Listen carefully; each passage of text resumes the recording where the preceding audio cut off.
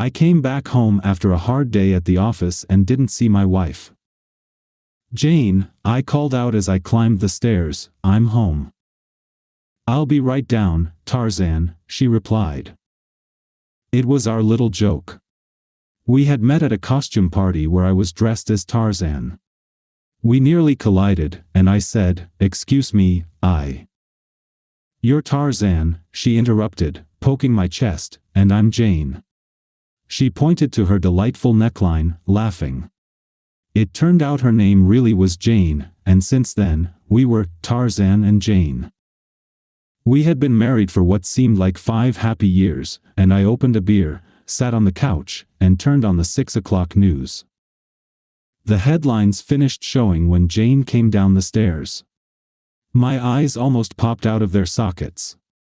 She was wearing my favorite LBD. It came down to mid-thigh, and while the neckline might not have been red carpet worthy, it certainly wasn't modest. I knew it was completely backless, meaning she wasn't wearing a bra, though the movement of her breast still gave that away. She also wore the necklace I had given her for our anniversary just a month ago. I took out my phone to capture this sight for posterity, though I didn't really know what I would use it for. Wow! I didn't know we had a date.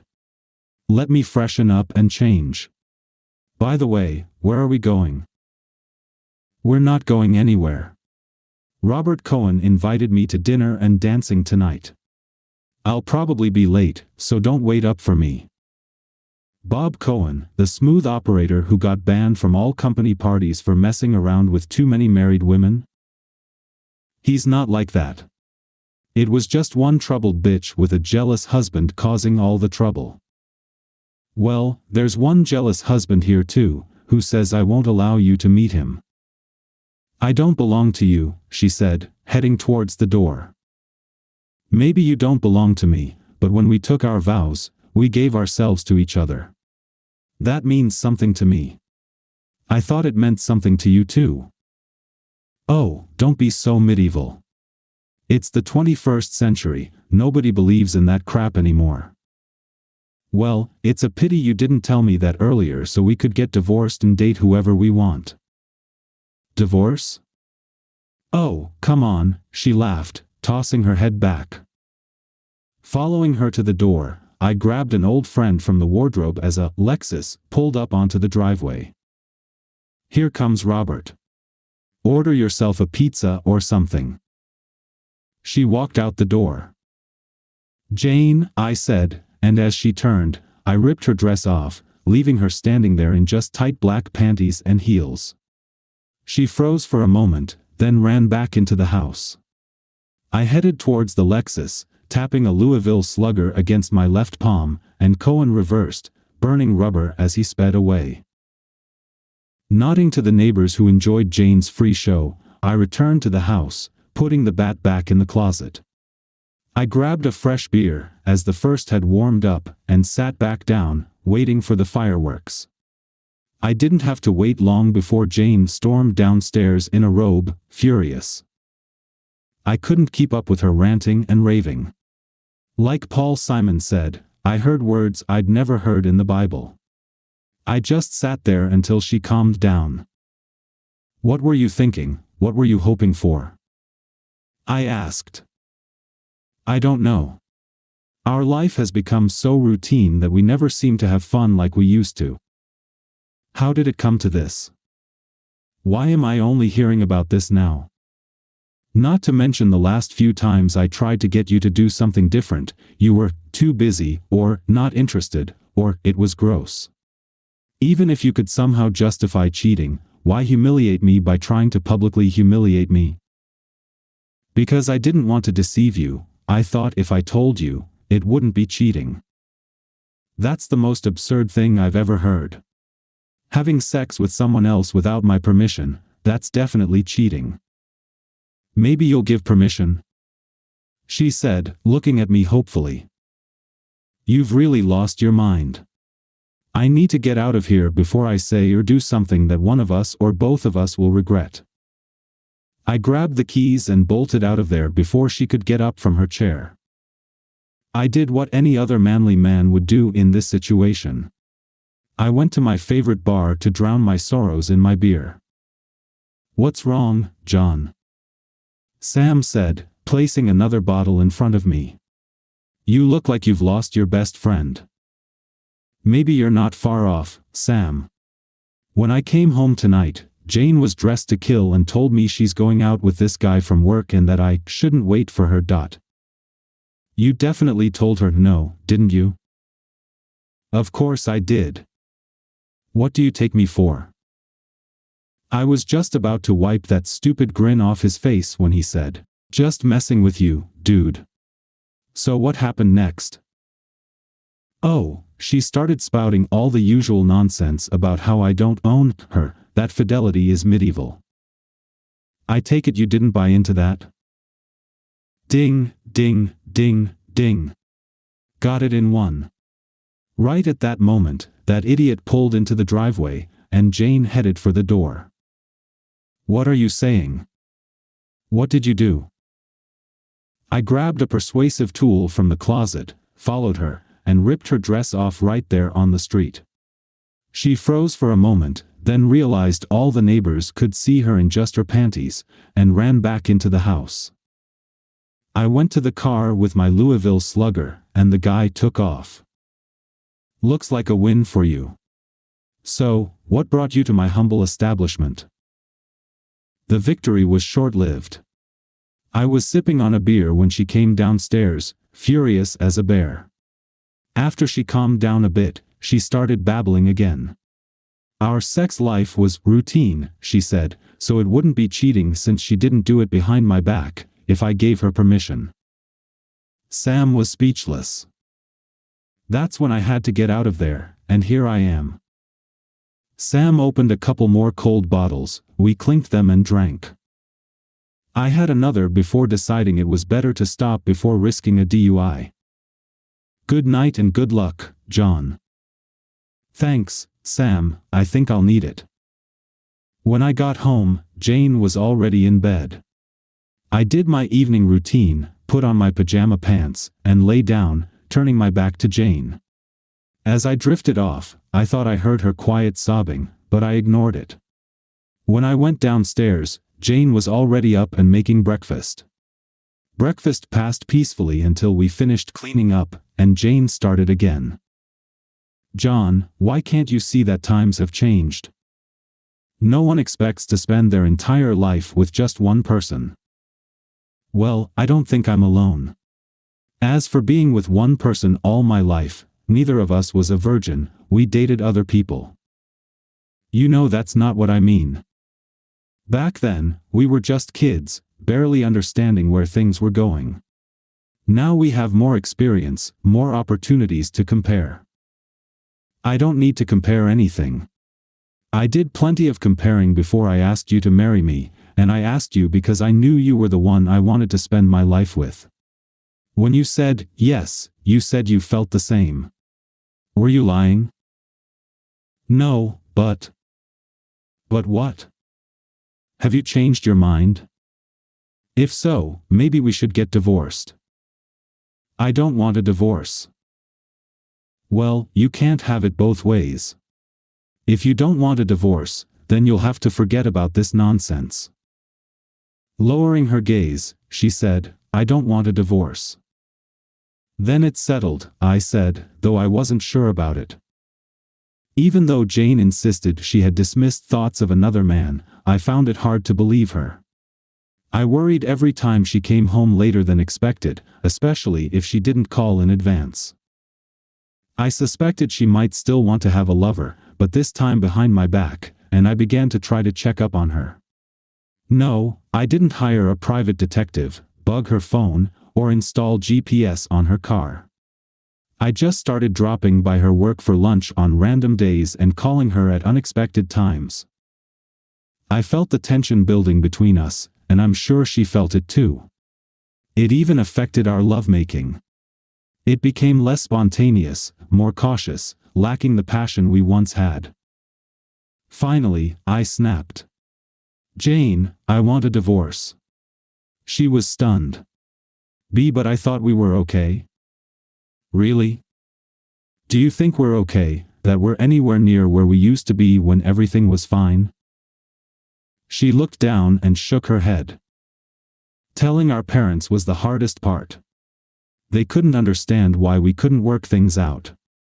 When my father-in-law once cornered me, I showed him a photo of her half-dressed, and he backed off. We faced a barrage of questions from the family. I allowed the blame to fall on me to spare Jane embarrassment, but eventually, I had to show everyone the photo and explain what she had tried to do. Receiving a full blast from the family, she came to me seeking sympathy. "John, is there really nothing I can do to change your mind about the divorce?" I rested my chin on my hand, thinking of an idea she would never agree to. "Okay, Jane, I won't stop the divorce, but I'll postpone it under one condition." Her mood brightened significantly. "Anything, John, anything. Be careful what you say. Anything is a lot." "I'm not worried," she said. "I'm sure you won't lose your mind." "What's the condition?" "I'll allow you to date other men as long as I can date other women." I was sure I saw her smirk before she hid it behind a sickly sweet smile. "Sure, John, that's fair." Damn it. I bet she didn't think I could find another woman. "There's one more thing," I said. "What?" "You can't date until I set up a date." She seemed excited. I knew she had someone in mind and figured she was worried about what would happen if I didn't find anyone. I decided to throw her a bone. "If I can't find someone in 2 weeks, you can go on your date." This elicited one of the brightest smiles I'd seen from her in weeks, and she wrapped her arms around my neck, kissing me. "That's wonderful, John, thank you. You'll see, this will liven up our marriage." "Yeah, liven it up, or flush it down the toilet." Within a few days, she was shocked when I told her I had a date and suggested a double date the following Friday. She surely thought I was bluffing and that she would have a date while I sat at home all alone.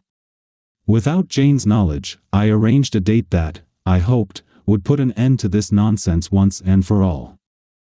On Monday, I had a long lunch to buy new clothes and left them in the car. On Friday, I left work early to have time to style my hair and return home before Jane. Sneaking into the guest room with my new outfit, I was in the shower when I heard the garage door open.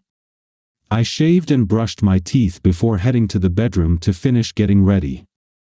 I think I surprised her when I emerged from the guest room in my new attire and hairstyle, but she quickly recovered. "Robert will pick me up at 6:30, she said. "Okay, we've booked a table at Amelia's for 7 o'clock. It's under my name in case you get there before us," I said, heading out the door. What Jane didn't know was that we had a new colleague at work, Candide DeSantis. Candide was a redhead bombshell who made every red-blooded American man turn his head whenever she walked by. She was completely professional and never gave office gossips any reason to whisper. We developed a casual friendship, and whenever she flirted with me, I politely showed her my wedding ring. Needless to say, she was curious when I invited her for a drink after work. I got to the bar before her and stared into my glass when she walked in. "So, John, what happened to pull the last American Boy Scout out of his shell?" she said with a laugh. One look into my sad eyes wiped the teasing mood off her face. "Oh, John, I'm so sorry," she said, placing a warm hand over mine. "I didn't mean to tease you, but you're usually so straightforward. You look like you've lost your best friend." Tears started welling up in my eyes, and I turned away. She hugged me from behind and guided me to a table, and I picked up my drink. She patiently sat as I composed myself and told her my sorrowful story. "Well," she said, "there's only one thing we can do." "We?" "Yes, we. I'll be your date." I laughed for the first time since Jane came up with this crazy idea. "Why are you laughing?" "I'm serious." For a few moments, I looked into her eyes, expecting a loud gotcha. That never came, and finally realized she was serious. Why? Why me? I know you don't mess around with married men. Hell, you barely mess around with single men. If they thought they had even half a chance, every straight guy and half the gay guys in the office would be lining up to date you. I'm not just looking for dates. Like you said, I can date any guy I want. I really like you. Maybe it's because you don't undress me with your eyes all the time. Yes, I said, not all the time. I know sometimes you do, you'd have to be dead not to. But you always treat me with respect. When we meet, you listen to my ideas, support me when other guys try to brush them off just because they come from me. What's more important, I like you, and I'm mad at your wife for not respecting you. So, do we have a date or not? Maybe I was born at night, but not last night. You're on. I finished the remnants of my drink and escorted Candid to her car. She gave me her number, hugged me as friends do, and left. I thought my life was about to get very interesting. When I arrived at Candid's house, I barely had time to get out and open the door before she reached the car. She was a bit taller than Jane but still shorter than me. Unlike Jane's ill-fated date dress, Candid's dress was slightly longer than knee-length but fitted, with a slit on the left side almost up to her thigh. It was emerald green, complementing her wavy bright red hair that reached her mid-waist. It had noticeably more cleavage than I had ever seen on Jane, and Candid nearly slipped as I helped her into the car. When I sat in the driver's seat, I was treated to a creamy white thigh before she adjusted her dress, giving me a broad smile. "We'll have plenty of time for that later, cowboy," she said. I had to compose myself before driving, feeling awkward from her throaty laughter. As if I didn't feel shy enough, she began rubbing my thigh. Fortunately, we arrived at the restaurant before things went too far, and I was in control when we entered. Jane and Robert were already there. I had seen Robert a few times before, and his presence that evening left no more impression on me than the other times I had seen him. Jane, on the other hand, was beside herself, and I can't recall ever seeing her so heated. Since Robert didn't stand up, I didn't reach out to shake his hand, only nodded at Jane as I helped Candid sit down. Jane was clearly taken aback by the lovely date I had arranged. I think she was going to make a sarcastic remark, but she changed her mind. Robert, on the other hand, couldn't take his eyes off Candid's cleavage, and Jane had to jab him in the ribs to ensure his gaze didn't wander. I thought dinner might be awkward, but after a hesitant start, any casual observer would have thought we were just two ordinary couples, not a husband and wife with different partners. After dinner, we went to a club to have drinks and dance. When the dancing was fast-paced, there weren't any particular issues, but during the slow dances when Candid pressed against me, Jane's glare could have killed. Jane began to show a special interest in Robert. She behaved as if she wanted to be closer to him than just dancing. Her behavior attracted a lot of attention, which in another situation might have embarrassed her, but she was absorbed in her own world. When Robert's hand slipped under her dress to touch her, I felt uncomfortable for her and led Candide back to the table. We continued to watch Jane and Robert put on a show until finally, a manager approached and patted them on the shoulder.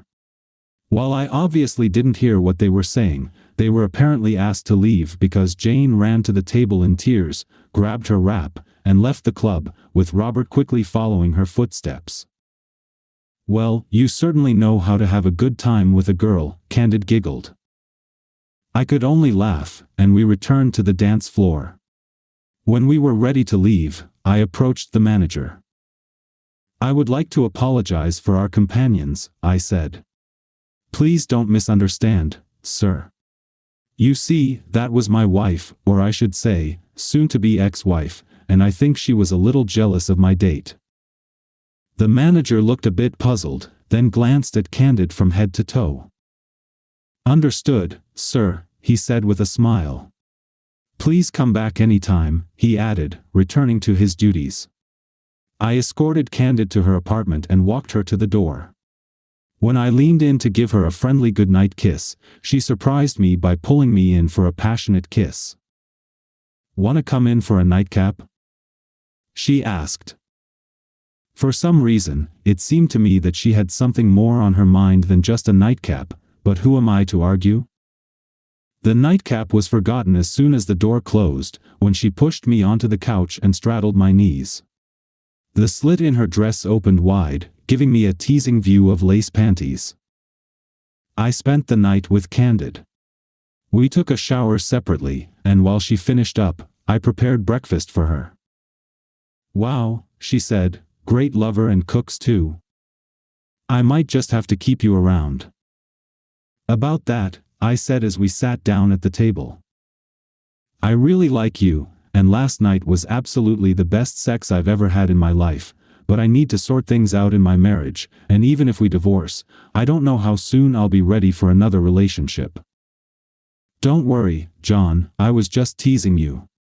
Don't get me wrong, I like you too, and if things work out, I could definitely see us in a relationship, but you're right. First, you need to sort things out with your wife."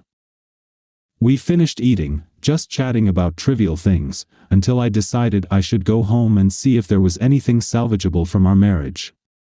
I walked in and saw Jane sitting at the kitchen table, holding a coffee mug in her hands.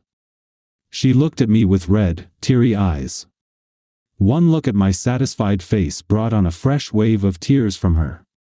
I took the coffee mug and sat across from her. "So, how was your night with Robert?" I asked. "Oh, John, it was awful. All I could think about was you with Candid. She's so sexy and beautiful, I know I can never compete with her." "You realize you wouldn't have to worry about competing if you hadn't started this nonsense," I replied. She couldn't meet my gaze but nodded in agreement. "I think I can confidently say you wouldn't be feeling this regret if it had just been you and Robert, and I stayed home alone." She looked up with teary eyes, then lowered them again and nodded once more. "I just don't know what to do. Part of me wants to just throw you to the curb and start over with someone new." Jane was openly crying now, and I'm sure she was thinking about me with Candid. "Then I look at you and I see the woman I married, the woman I fell in love with. I see not a bitch, but a silly girl, and I think, I hope, there's a way back for us." Jane looked up, hope shining through her tears. "I'm going to change and step out for a bit. While I'm gone, I think you should move your things to the guest room. When I come back, we'll talk some more. Please, don't make me move out, John. How can we ever be together again if we're apart? I need you now more than ever. You don't understand what's going on. It's not a given that we'll be together again. Maybe you should have thought about how much you needed me before you started this," I said, before heading upstairs to my bedroom. Jane sat at the table as I descended and headed for the door. "John," she said, and I turned around. "I love you." I just nodded and walked out of the house. I know it sounds cold, but I needed her to feel how shaky our marriage was. I walked down to the Charles River and strolled along the shore, watching the rowers in their boats and sailboats dancing on the water. I sat on a bench when I came across several families with young children. I felt sad as I wondered if I would ever see the children Jane and I had talked about. I don't know how long I sat there, but as the sun set, I started to feel chilly. Taking a deep breath, I stood up and made my way home. When I entered the house, Jane was still sitting where I had left her. She looked at me hopefully, but I just shook my head sadly, went up to my room, and locked the door. I kicked off my shoes and stretched out on the bed, fully clothed, covering my eyes with my hand. I don't know how long I lay there like that before I heard a quiet knock on the door and a whisper, "John." I didn't answer, and after a second attempt, I heard her walk down the hallway to the guest room.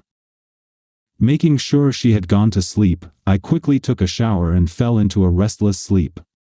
Coming downstairs, I found that Jane had prepared a hearty breakfast, and to my surprise, I had a good appetite even though Jane was just picking at her food. "John," she said, "do you think we could try seeing a therapist?" Therapy. I mulled that over in my mind. I really didn't know much about therapy. Would they try to convince me to agree with Jane's nonsense? If they tried, I could just escape. Did I want to sort everything out? One thing I learned from my night with Candid was that our sex life had become dull and routine. Did I really want to go back to that? I was still angry that Jane had never come to me with complaints. I decided that there was still enough love in my heart for Jane, and I didn't want to give up without a fight. "All right, Jane, let's try counseling," I said. She almost jumped out of her chair. "Let's clarify one thing right now," I continued. "I don't need a counselor who wants to save our marriage. Maybe it can be saved, maybe it can't. I won't tolerate any hidden agendas." I could tell she was disappointed. She must have been hoping for some new age hippie psychoanalyst who would agree with her "times have changed" philosophy, but she had no choice but to agree. Surprisingly, the counseling was effective. Jane had to see how her refusal to work with me had actually affected her dissatisfaction with our sex life, and I realized I needed to be more assertive. We talked more about what we wanted, needed, and expected from our sex life. Although counseling helped us address many of our issues, I was still fixated on her betrayal, even if I didn't let her finalize it. On her part, Jane couldn't overcome her insecurity revolving around Candid. No matter how much I explained that while I had some feelings for Candid, I wasn't in love with her, and our date was just a response, she just couldn't accept it. In the end, we decided to divorce amicably. Once the divorce became final, I reflected on my life. No, I didn't immediately reach out to Candid. Instead, I booked a room at a bed and breakfast on the coast of Maine. It was off-season, so the weather was questionable, but it suited my mood. I just wanted to relax and do some soul-searching, figuring out where I wanted to go next. Upon returning, I called Candid. We went out for dinner, and I let her tuck me into bed, but it was more for comfort than passion. The next morning, as we lay in bed, I lazily played with her breast. "Penny for your thoughts, John. I was thinking about how easy it would be to just sweep you off your feet and ask you to do this forever. And the easy path isn't always the best. Yes, we have a real connection," she smirked at me. "Get your mind out of the gutter, I mean more than just sex, you pervert. I really like you, and I know I could easily fall in love with you, but I'm not sure if it would be fair to both of us. My divorce is still very fresh and unresolved, and I worry it could lead to a rebound. I think it would be better if we both saw other people for a while, as well as each other. I don't know how long this might last, and I won't ask you to wait until I sort myself out. I'd argue with you, but I'm afraid you're right," she said. "While I really think we can make it work, it's probably better to be sure than to regret later." We got out of bed, used the bathroom separately, then calmly had breakfast. I was tempted to throw caution to the wind and forget about seeing other people, and I think Candida would have agreed, but I was firm in my decision. After we finished cleaning up, she walked me to the door, and we hugged with tears in our eyes. "I think this is goodbye," she said. "No, I disagree. Why don't we meet for dinner, say, 2 weeks from this Friday, just to check in?" "Okay," she said, kissed me on the cheek, and led me out the door. The sound of the door closing was like the sound of a prison door, and I wasn't sure if I hadn't made the worst mistake of my life. I spent the rest of the week doubting my sanity. On Friday, I decided to join friends for dinner and drinks. We were seated in a corner booth at the back of the restaurant, facing the door. We were just finishing dessert when I saw her walk in. Candida was with a tall, handsome guy. Who was I kidding? Of course he was tall and handsome. I was torn whether to approach and say hello, but I decided it wouldn't be in line with our breakup. I was disappointed at how quickly she seemed to have moved on.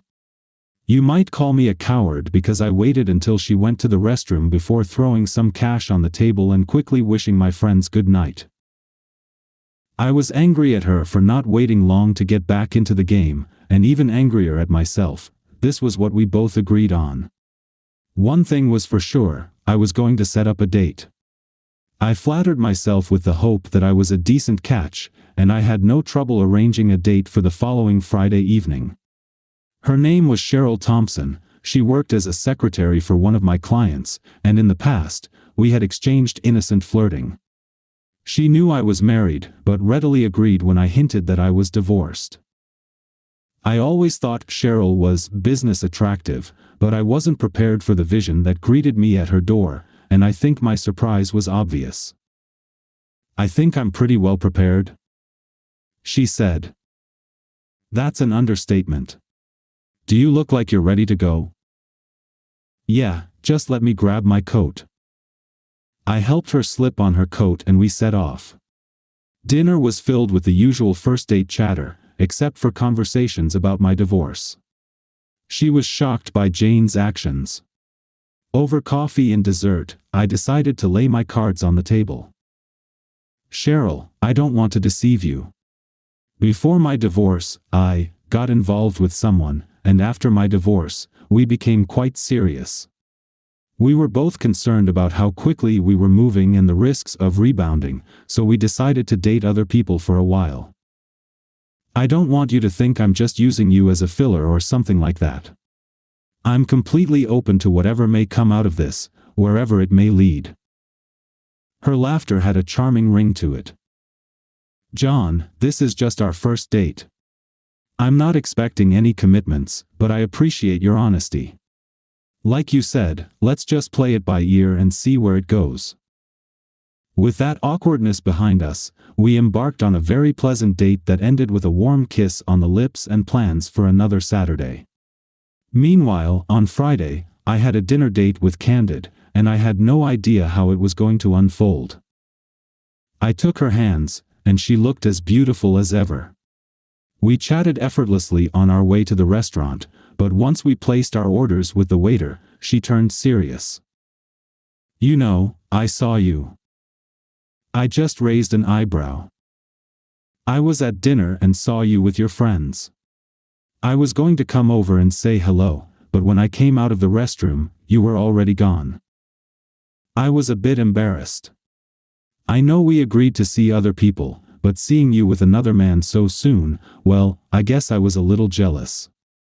"Silly, I know, but—" "John, you had no reason to be jealous.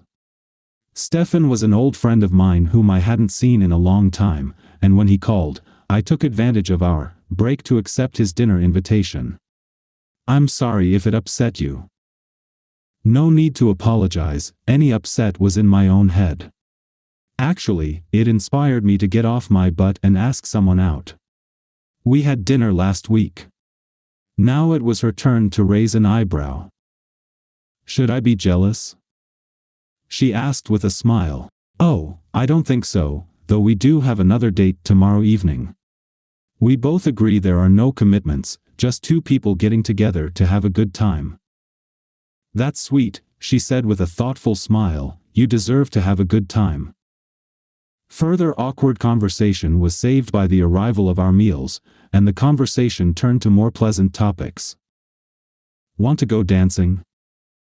I asked, holding the car door open for her. "No, I think it would be better if you just take me home." She drove quietly home, staring out the window. We reached her door, kissed, perhaps with a bit more passion than intended, and gently pulled away from each other. "Please stay in touch, John." "I will." "Good night, Candid," I said and hurriedly retreated to my car before trying to drag her inside. My date with Cheryl went well, and our goodnight kiss was warmer, with some gentle caressing, but we still parted before things went too far. Although I talked to Candid about every week, our paths didn't cross. I don't know if we subconsciously avoided each other or if it was just fate. I saw Cheryl a few more times, and we did end up in bed, which was fun, but there was no spark. As we lay in bed after the third night of sex, Cheryl dropped a bomb on me. "John, I think this should be the last time." "What?" "I thought everything was fine between us." "Oh, it is. Maybe even too fine. Now your words don't make sense." "John, when we started this, we said no commitments, and I said I wasn't looking for any. I didn't have any then, and I don't now. But I'm developing feelings for you, and if we continue, I think we might go where I'm just not ready to go. I'd rather cause you pain now, while the feelings aren't too deep, than later when it would really hurt you. I hope that makes sense." Strangely enough, it does. I can't say it doesn't hurt, but I'll get through it. I dressed, kissed her on the forehead, and headed for the door. "Good night, Cheryl." "Goodbye, John," she said with a sad smile, tears glistening in her eyes. Closing the door behind her, I pondered my next move. My next move involved a series of women. Some were one-night stands, some were flings, though none as serious as Cheryl. Finally, I realized what was missing in my life and picked up the phone. "Hello?" She answered. "Candid, it's me, John," I said, forgetting she had caller ID. "Candide, I don't know how you're doing, but I'm not worried about rebounds anymore. I've had more rebounds than pinball, and I'm on the upswing. If I can still be with you, I want to go home." On the other end of the line, there was silence, and I feared I had missed my chance. "How soon can you come over?" Jane didn't leave town in disgrace or live a lonely life surrounded by her cats. Of course, she wasn't seeking work in a Mexican brothel. While I wasn't really interested in knowing this, mutual friends informed me that she was dating, although apparently there was no one she was seriously involved with. Candid wanted to invite Jane to our wedding. Although I wasn't sure it was such a good idea, I didn't object, but Jane declined, sending a nice gift instead. I was surprised when Candid struck up a casual friendship with Jane, occasionally meeting for coffee or shopping. It didn't bother me, though it was certainly unusual. About 6 months after we got married, I came home and found Candid dressed to go out.